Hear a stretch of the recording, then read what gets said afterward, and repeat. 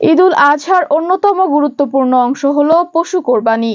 তবে পশু কোরবানির পর পরিচ্ছন্নতার নিয়মগুলো ঠিকঠাক পালন না করা হলে পশুর রক্ত ও উচ্ছিষ্ট থেকে পরিবেশ দূষণের আশঙ্কা থাকে, বেড়ে যায় রোগবালাই সংক্রমণের ঝুঁকি। এজন্য পশু কোরবানির পর আমাদের সবার সার্বিক পরিষ্কার পরিচ্ছন্নতার দিকে নজর দেওয়া উচিত। কুরবানির বর্জ্য গর্ত করে মাটিতে পুঁতে ফেলতে হবে। গর্তের মধ্যে কিছু ব্লিচিং পাউডার বা জীবাণুনাশক পদার্থ দিয়ে দিতে হবে। শহরের উচ্ছিষ্টাংশ বর্জ্য পলিথিনের ব্যাগে ভরে ময়লা ফেলার নির্দিষ্ট স্থানে ফেলতে হবে। বর্জ্য পরিষ্কারের পরে আপনার হাত, পা ও সারা শরীর সাবান দিয়ে ভালোভাবে পরিষ্কার করে গোসল করে নিতে হবে।